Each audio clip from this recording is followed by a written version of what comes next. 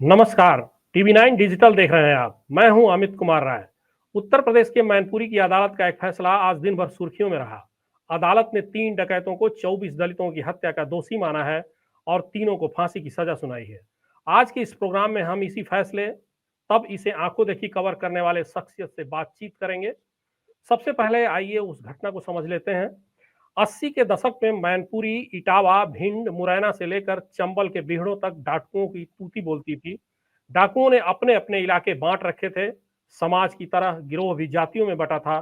जो प्रताड़ित जातियों के लोग थे वो अन्याय के खिलाफ ऐसे गिरोह को ज्वाइन करते जिसका सरगना पिछड़ी जाति का ही होता। दबंग जातियां अपना रौब कायम रखने के लिए गिरोह बना लेती। इसी तरह का एक गैंग था संतोषा गैंग। इसका सरगना ठाकुर था और उसके साथ काम करने वाले भी अधिकांश ठाकुर ही थे। दलितों और पिछड़ों से इनका 36 का आंकड़ा था। लूट, हत्या, डकैती इनका पेशा था। मैनपुरी, इटावा में इनकी तूती बोलती थी। पुलिस परेशान थी और इन पर नकेल कसने की कोशिश कर रही थी। मुखबिर की सूचना पर संतोषा गैंग के 2 डाकुओं को पुलिस ने गिरफ्तार कर लिया। गैंग को शक था कि दिहुली के दलितों की मुखबिरी से गैंग के लोग पकड़े गए हैं।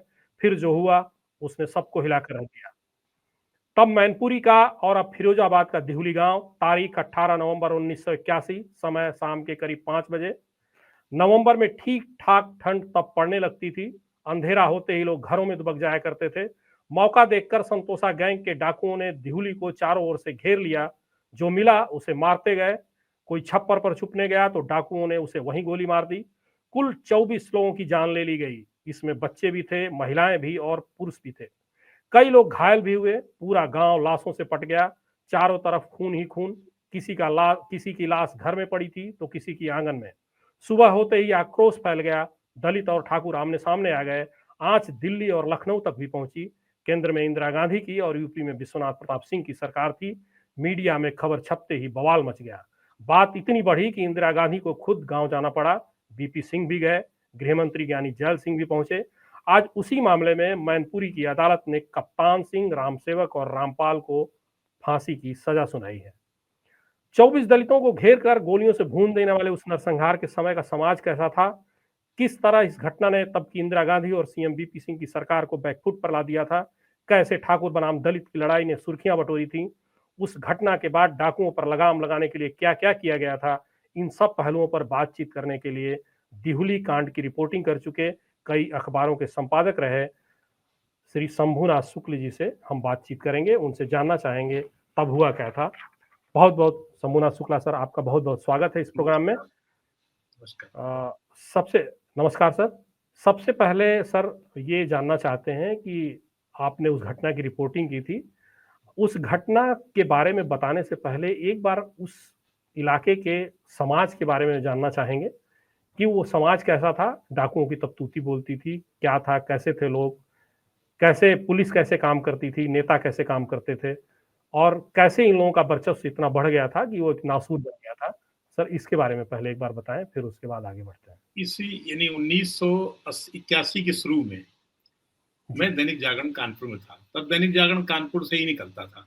उसका रोविंग करस्पॉन्डेंट था। मेरे पास 3 जिले थे, एक एटा, सुल्तानपुर और हमीरपुर। इनमें एटा और हमीरपुर दोनों डकैत प्रभावित थे। इसके कुछ दिनों पहले यानी 1980 के लास्ट में जब मेरे ख्याल से वीपी सिंह मुख्यमंत्री जैसे ही बनाए गए हैं, उन्होंने एक काम किया कि जो डकैत प्रभावित जिले थे 10 पीड़ित जिलों में एसएसपी की पोस्टिंग की। उसके पहले एसएसपी नहीं होता था, एसपी ही होता था, ताकि अच्छा। थोड़ा-सा जो ये छोटे जिले हैं, डकैत प्रभावित हैं, उसमें पुलिस कुछ ज़्यादा मनोबल के साथ आए। बड़े तेज तर्रार पुलिस अफसर नियुक्त किए गए थे। संयोग था कि मोस्टली ये ठाकुर ही थे। उन पर जी। दबाव भी रहता था कि भई हमें कि कुछ करना है, यानी जो नई समस्या पैदा हो रही डकैतों की, उनको खत्म करना है। इसके पहले के जो इस इलाके में डकैत थे, खासतौर पे चंबल के इलाके में और इटावा से जुड़े हुए इलाके में, तहसीलदार सिंह या मान सिंह मारे जा चुके थे। उनका बेटा तहसीलदार सिंह जेल गया और सरेंडर कर चुका था। मोहर सिंह, माधो सिंह सरेंडर कर चुके थे, इनको जेपी ने कराया था जी। जी। 1972 में। जी। उसके बाद जो दशक आया है, उसके बाद का जो समय आया है, उसमें पिछड़ी जातियों से कुछ लोग उभरे। जैसे अनार सिंह यादव, उसी एटा जिले में, एटा मैनपुरी में ऑपरेट करता था। छविराम यादव, बड़ा आतंक था। ये डकैत उभर के आए। इधर जो इटावा यानी इटावा और भिंड के बीच का इलाका था चंबल, इसमें उस्मान नाइन या ये विक्रम मल्ला और फूलन देवी उभर के आई थी। तो अब ये दोनों डकैत थे, एक को तो शरण देता था या एक को मदद करता था सवर्ण जातियों के लिए, दूसरे को मदद करती थी वो जातियां जो पिछड़ी या इंटरमीडिएट कास्ट कहा जाता था। तब पिछड़ी जातियों का कंसेप्ट नहीं था, लोहिया जी ने इंटरमीडिएट कास्ट कहा था, यादव, कुर्मी और लोध। वेस्टर्न यूपी में आप जाट समझ सकते हैं और गुर्जर समझ सकते हैं। ये जातियां खेती से मजबूत थी और मेहनती थी, पैसा भी इनके पास आ गया था। जब ताकत होती है तो हर आदमी चाहता है कि हमारा अपना कोई नेता हो। नेता बनता है रॉबिन हुड की छवि से, यानी बाहुबली छवि बननी शुरू हुई थी। तो ये वो दौर था जब हर जिले से कोई, हर जात से कोई ना कोई बाहुबली आ रहा था। ये एक तरह से सवर्ण कही जाने वाली जातियां जो थी उनका पराभव का था। गांव जो है, गांव से जो सवर्ण जातियां थी मोस्टली तो गांव से चली गई थी, छोड़ छाड़ के शहरों में आ गई थी। लेकिन ठाकुर जातियां थी जो भी बनी हुई थी, उनके पास ताकत भी था, खेती भी थी, लेकिन खेती धीरे धीरे खत्म हो रही थी। तो एक तरह से दो ऐसी जातियों की लड़ाई थी जिसमें वर्चस्व का, कौन ज्यादा ताकतवर रहेगा गांव में। इसमें निशाना बनता था दलित। उसको मार करके हम कब ये जातियां कह सकते हैं, देखा इतने लोग मारे, ये जो बाहुबली की इमेज बनती है वो तभी से बननी शुरू हुई। तो एटा में उस समय एसएसपी थे, तेज तर्राक अफसर थे, बाद में डीजीपी हुए विक्रम सिंह, आजकल भी टीवी में छाए रहते हैं। और जी जी मैनपुरी में थे कर्मवीर सिंह, ये दोनों एसएसपी, वो भी डीजीपी बने। दोनों का बड़ा जलवा था और माना जाता था कि बड़े तेज तर्राक अफसर हैं, कर्मवीर भी और यहाँ विक्रम सिंह। इस तरह कई जिलों में इस तरह के अधिकारी नियुक्त किए गए। और दोनों ये ठाकुर हैं इनका संजोग। जी जी, किस दोनों पूछ रहे हैं? ठाकुर हैं संजोग। दोनों नहीं नहीं, ठाकुर वो हैं। कर्मवीर सिंह सिख थे, अच्छा। जी जी वो ठीक सिख है थे। सर। दोनों का जी इतना रौब-दाब था, कुछ भी कर सकते थे, मतलब मार दो गोली। तो मैंने तो देखा कि जो एटा में खासतौर पे कासगंज का इलाका जो अब एक अलग जिला बन गया है, उसमें गंगा किनारे का जो इलाका है, उसका नाम भी भूल रहा हूँ, वहां पे डकैत, आपको रोज एक डकैत मारा जाता था और रोज डकैत भी पलट के वार करते थे। तो इस तरह का एक डकैतों और पुलिस के बीच में युद्ध छिड़ा हुआ था। ऐसे समय में संतोषा ने मार दिया कि देवली में 22 सर्जन मारे थे, 2 शायद बाद में मरे, मुझे जहाँ तक याद है, क्योंकि 22 लोग तो उसी दिन मार गए। मैं तो उस समय संतोषा, एटा में था। जी जी, जी, संतोषा संतोषा गैंग के बारे में कुछ बताएं सर, ये कैसे काम करता था और संतोषा क्या इसका गैंग जलवा। एक संतोषा दरअसल इन छबीराम और अनार सिंह के पैरेलल एक गैंग इस इटावा, 3 जिले जो है उत्तर प्रदेश के बहुत ही डकैत प्रभावित थे। रात दिन कुछ कहीं भी कुछ भी लूट हो सकती थी। एक था एटा, इटावा और मैनपुरी। फिर आते थे फर्रुखाबाद, कानपुर, ये जिले और जालौन जिले। तो एटा, इटावा और मैनपुरी के बीच में 2 डकैत तो यादव जातियों के डकैत हो गए, छविराम और अनार सिंह। इसके पहले एक उभरा संतोषा गैंग। मोस्टली इसमें ठाकुर थे, कुछ यादव भी थे, ऐसा नहीं कह सकते सारे ठाकुर हो। तो इनकी जब मुखबरी की गई तो इनको डाउट हुआ कि जिस दलित परिवार ने किया है, हरिजन परिवार ने, उनको बुलाया है। 1-2 को नहीं, सबको बुलाया। 20-22 की भीड़ इकट्ठी की गई, गोली चला दी। उसमें बहुत लोग मारे गए, 22 तो ठौरी मारे गए, बाकी एक आध लोग अस्पताल जाते हुए मर गए। 24 का शायद आंकड़ा आया था, मुझे पूरा याद नहीं आ रहा। तो तो सर, ये खबर उस दिन नहीं, अगले दिन कहीं अखबारों में नहीं थी। 19 तारीख को मैं, जब मुझे एटा में ये बताया गया कुछ हुआ है, कहाँ हुआ है कुछ नहीं पता, तो मैं उस दिन नवाब सिंह यादव उत्तर प्रदेश के मंत्री रह चुके थे तिवारी सरकार में, मैं उनके पास गया। तो वहां पता चला कि जसराना के पास मैनपुरी जिले में, वहां देहुली में मार दिए गए हैं। तो हमने कहा जाना चाहिए, कोई फोन नहीं था, हम हेडक्वार्टर से पूछे तो कैसे पूछे, दूसरे जिले में जा रहे, मेरी भी नई नई नियुक्ति हुई थी। हमने कहा होगा, देखा जाएगा, जांचते हैं। तो मैं बस से जसराना पहुंचा, सब अपना अटैची और एक कंबल डाले, जाड़ा था ही तो कंबल भी दिया था। जसराना थाना सूना पड़ा था, कोई नहीं था, एक मुंशी था। तो हमने कितनी दूर है देवली, तो उसने कहा कि नहर की पटरी किनारे जाना पड़ेगा, कोई रास्ता नहीं, कोई वाहन नहीं जाता, पैदल जाओ ना। पैदल 6 मील तो मर जाएंगे, मतलब कब तक पहुंचेंगे। तभी संयोग से एक एक्सियन वहां आ गया, उसकी गाड़ी रुकी तो उसने उसी गाड़ी मुझे बिठा दिया, वो भी वहीं जा रहे थे। हम पहुंचे एकदम बिल्कुल धूल धूसरित होकर, क्योंकि पटरी में धूल बहुत उड़ती है, नहर की पटरी में। जब वहां जी जी पहुंचे तो देखा कि ज्ञानी जैल सिंह आ रहे हैं, उनका हेलीकॉप्टर उतरा और वो उसी बनवारी शायद नाम था उसके घर पहुंचे हैं। मैं भी चला गया। ज्ञानी जी जाकर के उनकी देहरी में बैठ गए, उनको जमीन पे झोपड़ी जैसी थी, देहरी में बैठ गए और उससे पूछने लगे। वो औरत आई, उनके पांव पे सर रख के रोने लगी, उसकी जो भी होती होगी। तो इन्होंने उसके सर पे हाथ फेरा, फिर वो अपने भी आंसू पोंछे। इसी बीच वीपी सिंह भी आ गए और उस ज्ञानी जी के पीछे खड़े हो गए।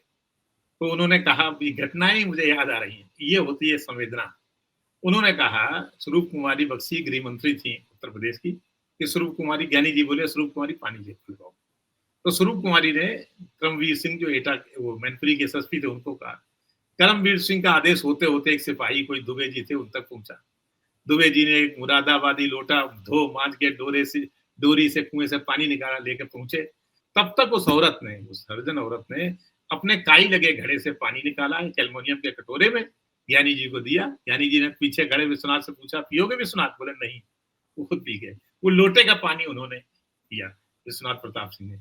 मैं वहीं बैठा हुआ था, तब इतनी सिक्योरिटी नहीं होती। ज्ञानी जी को हमने अपना परिचय दिया तो बगल में उन्होंने बिठा लिया। तो मुझे लगा कि दो मंत्री हैं, दोनों, एक केंद्र का इतना बड़ा मंत्री है, पंजाब का मुख्यमंत्री रह चुका है, उसने उसकी स्थिति देखी और दूसरे वीपी सिंह की स्थिति देखिए।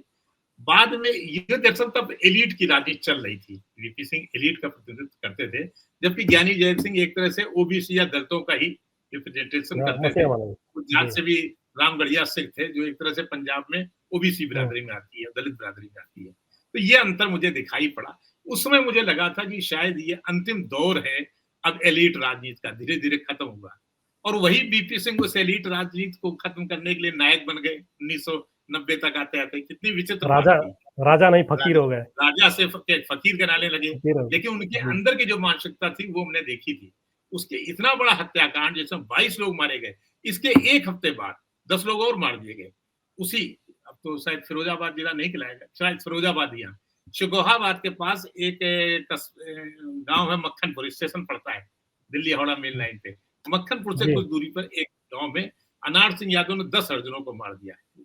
बाद में अनार सिंह यादव, छविराम यादव को पुलिस ने मुठभेड़ में मार दिया, लेकिन वो संतोषा नहीं मिला। संतोषा मेरे ख्याल से अपनी मौत मरा है, क्योंकि उन जो जिन 22 लोगों ने ये हत्याकांड किया था उनमें सभी मर चुके हैं। 17 लोग तो मर चुके हैं, 3 या 4 बचे हैं, उन्हीं को शायद सजा दी गई है। एक फरार है सर, और एक फरार है, और एक फरार है अभी, और 3 लोगों को फांसी की सजा। संतोषा का नहीं पता कि संतोषा, लेकिन संतोषा ही लीड कर रहा था, क्योंकि नाम संतोषा की आता था।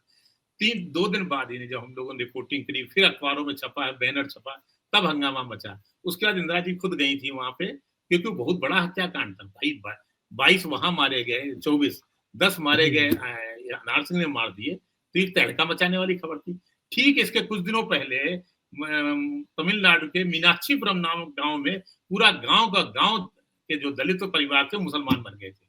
तो ये एक तरफ से बड़ा उत्पीड़न था। दलितों को महसूस हो रहा था कि हिंदू समाज में तो उनकी कोई स्थिति नहीं है, जहां देखो वहीं लोग मार देते हैं, चाहे वो उत्तर प्रदेश हो, चाहे वो बेलछी शायद हो चुका था बिहार का हो, या सुदूर तमिलनाडु में मीनाक्षीपुरम का। तो ऐसी स्थिति में इंदिरा जी को जाना पड़ा। इंदिरा जी खुद गई, बहुत चिंतित थी क्या होगा देश का।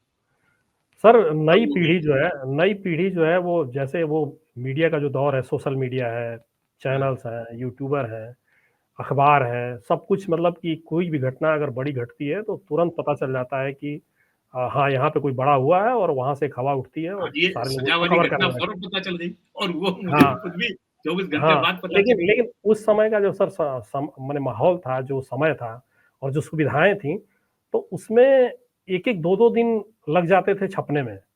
तो फिर माहौल बनने में कितना दिन लगता था सर? जैसे कि मान जाइए कि आपने बताया कि एक दिन बाद तो आप पहुंचे, फिर उसके बाद अखबारों में सूचना नहीं आई थी, फिर आप लोगों ने रिपोर्टिंग की, वो यानी कि 3 दिन पूरी खबर बाहर आने में 2-3 दिन लग गए। अगले दिन तो नहीं आ पाई, रात को तो नहीं आ पाई, दिन में नहीं आ पाई, अगले दिन आई। तो फिर माहौल कैसे बना? जैसे मीडिया का इतना प्रभाव तो था नहीं, तो कैसे लोग एकजुट हुए, कैसे विरोध हुआ, कैसे आक्रोश फैला कि वो इंदिरा गांधी तक और या विश्वनाथ प्रताप सिंह तक गया? ये इलाका कौन सी ताकत थी? जी, ये इलाका जो पड़ता था, यानी देवली या जसराना थाना, ये इस 2 बड़े अखबारों में या 2 बड़े शहरों के बीच में था। एक तरफ था आगरा, एक तरफ था कानपुर। आगरा में अमर उजाला था और कानपुर में था दैनिक जागरण। इन अखबारों की लीड बनी, बड़ी लीड क्या, इसे बैनर बोलते हैं, ऑटो कॉलम में हेडिंग लगती है, वो बनी, दिल्ली के अखबारों में छपा। और चूंकि ज्ञानी जैल सिंह पहुंच गए, मुख्यमंत्री गए और फिर इंदिरा गांधी गई, तो एक माहौल बनने लगा। तब इंदिरा गांधी तो खुद प्रधानमंत्री थी, मतलब इसके पहले चूंकि इंदिरा गांधी बेलछी जा चुकी थी जब वो प्रधानमंत्री नहीं थी, इस बार तो उन्हें जाना ही था कि तब जनता पार्टी सरकार में गई, अब प्रधानमंत्री उनके शासन में ये हो रहा है। तो ये राजनीति भी इसके पीछे थी, इसके पीछे जातियों की राजनीति थी, इसके पीछे राजनीति की जो आका लोग होते हैं, राजनेताओं की भी राजनीति थी। ऐसा नहीं था वो संतोषा को सबकी तरफ से कहीं ना कहीं प्रश्रय मिला हुआ था, और क्योंकि दलित सबसे आसान टारगेट होता था कि दलित को मार दो कुछ नहीं होगा, तो उस उस समय का समय जो ये था। सर उस समय का जो सर राजनैतिक परिदृश्य था उस इलाके जी। का, वो जी। किस तरह के लोगों का बाहुल्य था? जैसे कांग्रेस तो देखिए। उस समय सत्ता में जी। थी, तो कांग्रेस के वाकई में उस समय ज्यादा लोग रहे होंगे, विधायक रहे होंगे। लेकिन क्या कोई विपक्ष का भी था, या जो दलित या ओबीसी जातियां थी उनका भी प्रतिनिधित्व उभर रहा था, या देखिए, अभी वो हाशिए पे था? दलित जातियां तब भी लोकदल में आने लगी थी, लोकदल में एक तरह से हो गई थी दलित जातियां। और लोकदल यानी चौधरी चरण सिंह का जो लोकदल था उसमें खासतौर पे ओबीसी जातियां, दलित तो नहीं, दलित तो तब भी कांग्रेस में था, लेकिन कांग्रेस से मोह भंग उसका तोड़वाने के लिए कई लोग, कई पार्टियां लगी हुई थी। एक तो जो भी अपोजिशन के नाम पे, एक तो तब तक बीजेपी बन चुकी थी, बीजेपी 1980 में बनी है, उसके पहले 77 पहले जनसंघ होती थी। एक तो बीजेपी बनी थी, और वो भी समाजवाद के नारे के साथ। दूसरे जो समाजवादी पार्टियां थी वो एक तरह से लोक दल में विलीन हो चुकी थी। इस तरह की जनता पार्टी के कुछ घटक थे, लेकिन मुख्य पार्टी जो उत्तर प्रदेश में थी, जो विपक्ष की राजनीति कर सकती थी, वो चौधरी चरण सिंह की लोकदल थी। क्योंकि देखिए 1984 में, हम थोड़ा और आगे जाते हैं, जब इंदिरा गांधी के बाद चुनाव हुए, तो जो एक आदमी जीता उत्तर प्रदेश से, दो लोग जीते। एक तो खुद चौधरी चरण सिंह आरएलडी से थे, दूसरे प्यारे मियाँ, महफूज हसन खान प्यारे मियाँ एटा जिले के थे, वो भी जनता पार्टी, उसी लोकदल जो बाद में जनता पार्टी कहलाती थी, उसी से जीतते हैं। तो ये एक तरह से दिखा रहा था कि उत्तर प्रदेश में लोकदल मजबूत स्थिति में है, चौधरी चरण सिंह मजबूत स्थिति में थे। तो ये जो पिछड़ी जातियां थी, चूंकि चौधरी चरण सिंह अपने को उत्तर प्रदेश के दूसरे इलाकों में, गैर जाट इलाकों में जाकर कहते थे, मैं सबसे बड़ा यादव हूँ, यादव ही ओबीसी की जातियों का या इंटरमीडिएट कास्ट का सबसे ताकतवर चेहरा था। तो चौधरी चरण सिंह कहते थे मैं खुद हूँ। मुलायम सिंह यादव तब तक कोई बहुत जानी पहचाना चेहरा नहीं था। ठीक, वो सहकारिता मंत्री जनता पार्टी सरकार में रह चुके थे, और उनका कोई बहुत बड़ा फेस नहीं था। लेकिन एटा जिला था, एटा, इटावा, एटा, मैनपुरी, ये दो जिले थे, यादव बहुत थे, यादव जातियां यहाँ थी, वो बड़ी ताकतवर होने लगी थी। दो तीन बातें थी, क्योंकि यहाँ के यादव दूध बेचने के अलावा कृषि का काम भी करते थे, किसानी में भी आगे थे, पढ़ाई लिखाई में भी आगे थे। उनका सबसे बड़ा कॉलेज हुआ करता था शिकोहाबाद में, बाद में उसका नाम आदर्श कृष्ण कॉलेज किया गया, उसका पहला नाम अहिर कॉलेज था। यानी एक तरह से जो ये जातियां है ना, ताकतवर हो रही थी, खासतौर पे जो इस इलाका एटा और एटा, मैनपुरी, इटावा में यादव जातियां, और जो गंगा किनारे का इलाका था, यानी जो फर्रुखाबाद से जा रहा था, एटा, मैनपुरी या फर्रुखाबाद तरफ, वहां लोध जातियां भी, वो भी इंटरमीडिएट कास्ट थी, एक तरह से खतियर जातियां थी, ये ताकतवर हो रही थी। कानपुर से फिर कुर्मियों के बेल्ट शुरू होती थी। तो एक तो ये जातियां थी, दूसरी पिछड़ी, जिनको सवर्ण जातियां बिल्कुल दुत्कार कर बात करती थी। मल्लाह हो गया, मल्लाह जातियों के पास एक तो मछली पालन था, नावें थी, साथ साथ वो एक तरह से मतलब जो नौका परिवहन था उसके मालिक थे, मछली थी ही उनके पास, तो वो भी काफी ताकतवर जात थी। नाई थे, ये भी बड़ी चतुर जात थी। तो मल्लाह, नाई, ये सब जातियां, जैसे विक्रम मल्लाह मल्लाह जात का था, और फूलन देवी भी मल्लाह जात की थी, केवट जात की थी। तो ये भी उभरती हुई जातियां थी, ऐसा नहीं है। तो बस इनके पास एक रॉबिन हुड की कमी थी, एक बाहुबली नेता की कमी थी। ये घर से रहे हों, लटूरी सिंह रहे हों, मुलायम सिंह रहे हों, या विक्रम मल्लाह उनका एक डकैत उभर के आ रहा सर, इसी से जुड़ा एक सवाल और है हो। कि हाँ। इस घटना का, जैसे कि आपने बताया कि पहले इस गांव में हुआ, फिर उसके बाद एक और गांव में हुआ, वहां 10 दलित मारे गए, इंदिरा गांधी को वहां पहुंचना पड़ा, सारे नेता पहुंचे, एक माहौल बना। तो इसका इम्पैक्ट क्या हुआ लास्ट में, मतलब कि 2-4 महीने बाद या अगले चुनाव में, जो उसके बाद जो चुनाव हुए, उसमें इसका कोई इम्पैक्ट देखने को मिला, या दलित जातियों ने कोई अपना रहनुमा खोज लिया, वो कांग्रेस से अलग हो गए? तो इसमें क्या हुआ सर इसके बाद? देखिए, इस इसके बाद फिर 2-3 साल आगे बढ़िए। जी। इम्पैक्ट ये हुआ कि 85, मैंने बताया कि जब 84 में इंदिरा जी के बाद चुनाव होते होते हैं, उसमें उत्तर हम्म, प्रदेश में सिर्फ 2 सीटें निकली, उसमें एक एटा की थी, प्यारे मियाँ की, जो जनता हम्म, पार्टी या लोकदल को मिली। और इसी के साथ-साथ इसी दौरान 1981 में तो कांग्रेस और को दलितों से दूर, दलितों और कांग्रेस को दूरी बनाने के लिए अपने कांशीराम ने एक साइकिल यात्रा की और कहा था चमचागिरी खत्म करो। चमचागिरी के मतलब वो मानते थे कि कांग्रेस जो का चमचा है दलित, खासतौर पर बाबू जगजीवन राम की तरफ ये निशाना था कि कांग्रेस में तब तक दलित जो है कांग्रेस को ही वोट देते थे, तो कांग्रेस के चमचे हैं, इनको खत्म करो। तो 1984 में वो बन गई है बीएसपी। तो ये जो बामसेफ की दबाव था, इनका दबाव था अपने काशीराम का, ये कहीं ना कहीं दलित जातियों को अलग कर रहा था। और ये भी कह रहा था, ठीक इसके बाद, इसी घटना के 2 साल बाद वो पार्टी बनती है। और ये माना जाता है कि ये जो है, कांग्रेस में दलितों में रहने का कोई फायदा नहीं, ये अपना एक अलग मोर्चा बनाए। वो मोर्चा बीएसपी में दिखाई पड़ता है। और पिछड़े अलग मोर्चा बनाए, जो पहले जनता पार्टी लोकदल में जाता है, उसके बाद वो मुलायम सिंह के साथ रहता है। समाजवादी पार्टी जब बनती है 90 में, तो मुलायम सिंह अपने उसी जनता पार्टी की तरफ से ही बने थे। लेकिन 90 के लास्ट में लोकदल समाजवादी पार्टी बनाते हैं। और वो समाजवादी पार्टी आज तक उनका एक ओबीसी वोट बैंक यथावत है। खासतौर पर यादव वोट तो उनसे नहीं मिश्रा है। बीजेपी भी ओबीसी ले गई है, ऐसा नहीं है। शाक्य वोट या लोध वोट पूरा का पूरा ले गई, कल्याण सिंह उसके नेता थे, शाक्य वोट ले गई है। लेकिन फिर भी अभी भी एक यादवों का इंटैक्ट वोट तो कहना चाहिए सपा के पास है। तो ये तो असर आया ना। जी सर, ये एक सवाल और भी था कि जो इतनी बड़ी घटना हुई उसके बाद डाकुओं के खिलाफ किस तरह के एक्शन लिए गए और उनका पूरी तरीके से सफाया होने में कितना वक्त लगा? क्या प्रोग्राम बना समर्पण का, उनका एनकाउंटर करने का, उनको जेल में डालने का?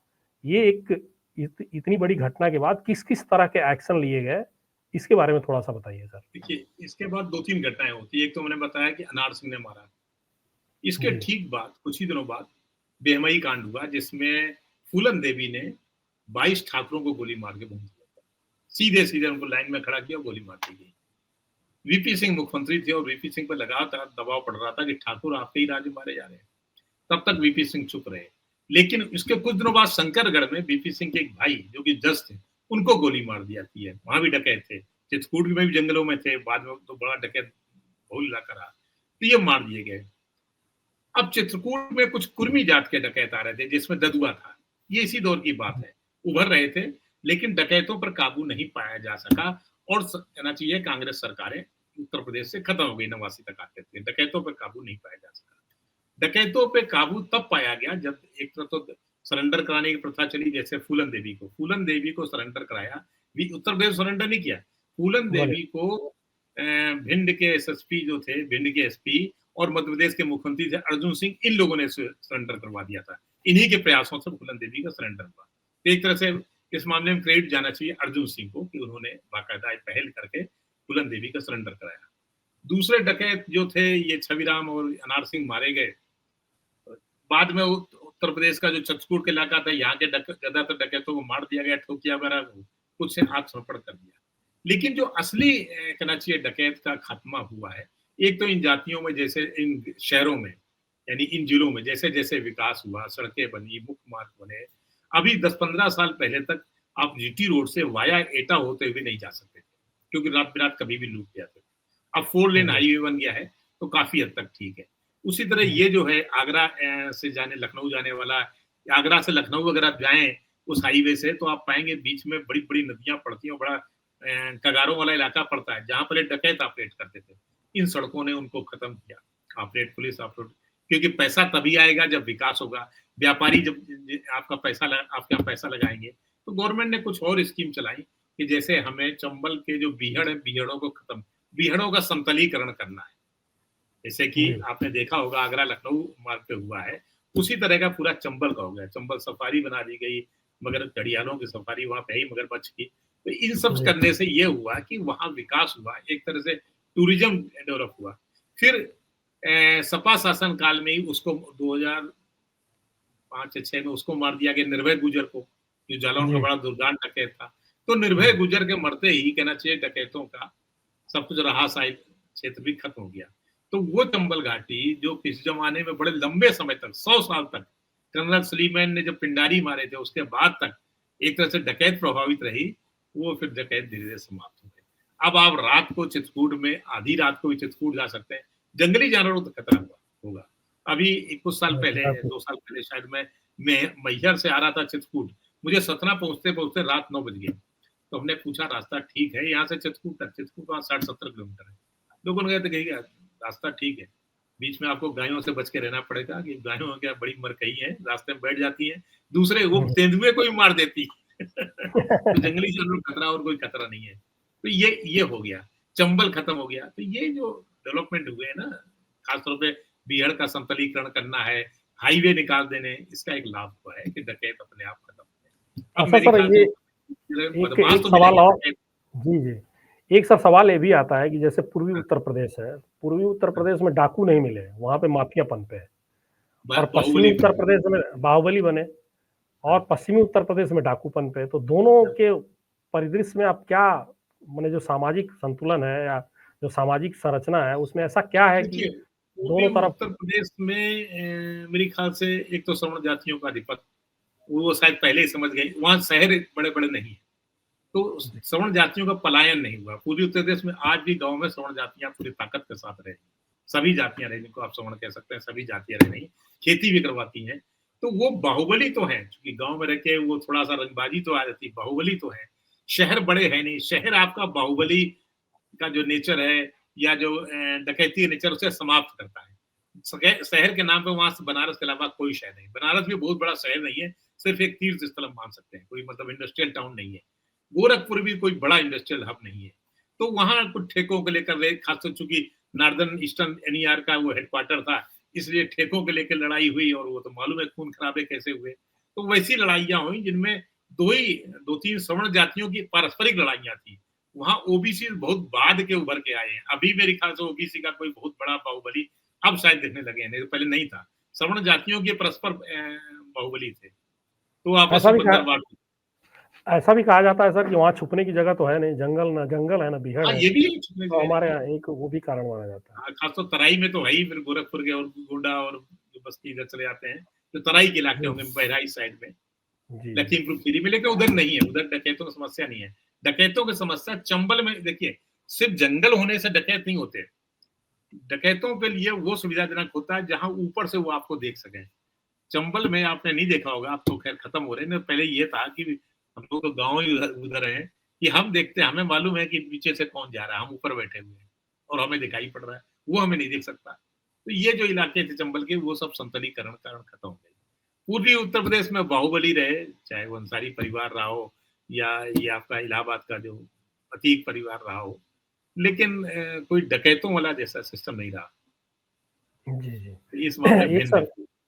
एक सर आखिरी सवाल आपसे रहेगा हाँ, कि जैसे तब तो डाकू होते थे, लूट करते थे, हत्या करते थे, प्रताड़ित करते थे, अपना वर्चस्व कायम करते थे।